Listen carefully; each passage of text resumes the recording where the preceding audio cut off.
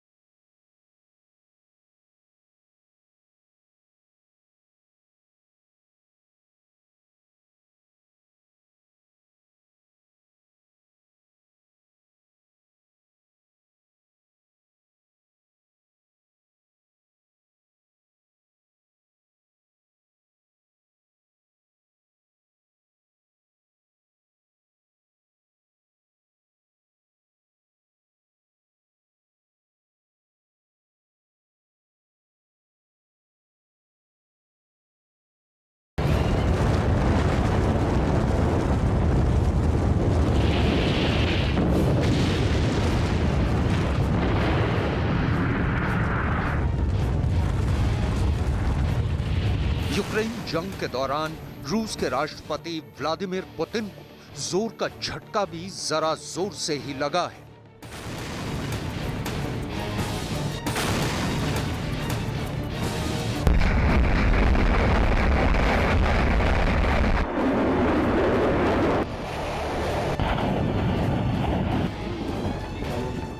रूस यूक्रेन के खेरसोन में जंग हार चुका है।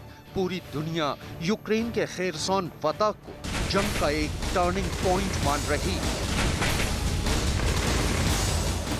जाहिर सी बात है कि खेरसोन हारने के बाद रूस के राष्ट्रपति पुतिन गुस्से में है। यूक्रेन जंग के 9 महीनों के दौरान रूस यूक्रेन की फौज के खिलाफ परमाणु हथियारों को छोड़कर अपने हर खतरनाक हथियार को आजमा कर देख चुका है।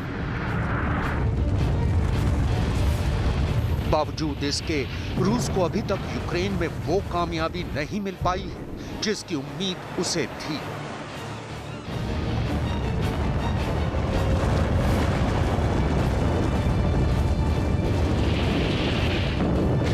ऐसे सूरते हाल में रूसी सेना का खेरसोन हारने का मतलब है कि अब रूस पूरी तरह से बैकफुट पर आ चुका है।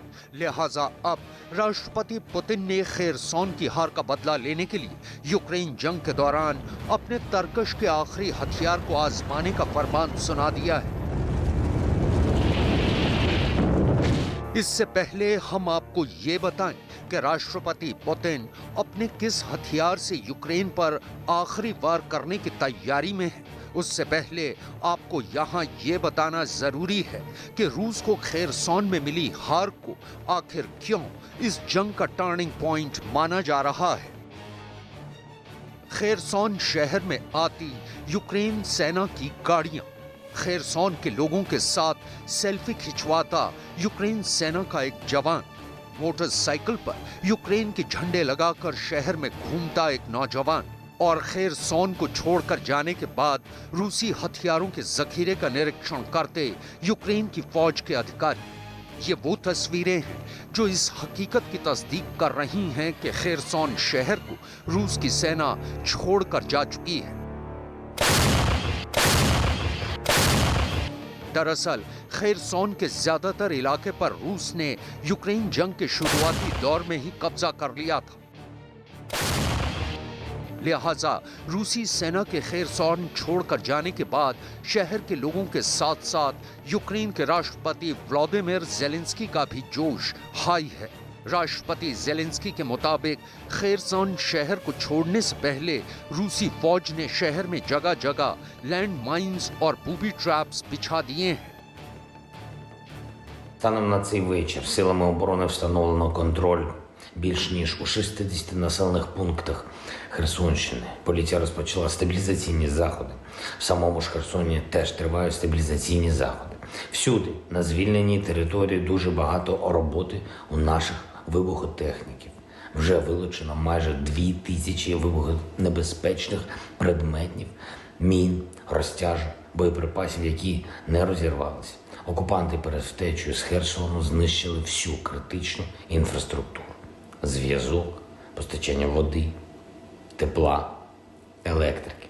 У рашистів всюди однакова мета – максимальне знущання з людей. Але все ми відновимо, повірте, хоч для цього потрібен і час, однак всім вже зрозуміло, результат буде наш. यूक्रेन के राष्ट्रपति जेलेंस्की ने खेरसॉन फतह के लिए यूक्रेन की फौज के हर एक जवान और अधिकारी का शुक्रिया अदा करते हुए कहा कि अब वो बहुत जल्द ही रूस के कब्जे से यूक्रेन के हर इलाके को आजाद करवाएंगे। Дякую вам, воїни, за вашу стійкість, за вашу хоробрість. І я приєднуюсь до подяк і бажань, які вже отримали від херсонців наші бійці 28-ї, 63-ї окремих механізованих бригад та 59-ї окремої мотопіхотної бригади, наші розвідники, наші бійці сил спеціальних операцій, нацгвардійці. Молодці. Дякую всім за блискуче виконання завдань для звільнення Херсону. Буде так в Генічеську і в Мелітополі. Прийдемо і до всіх наших міст і сіл Донбасу. Обов'язково побачимо, як там в Криму українські сили зустрічатимуть з українськими прапорами, як і там зберігають, які там сотнями будуть на вулицях в день звільнення.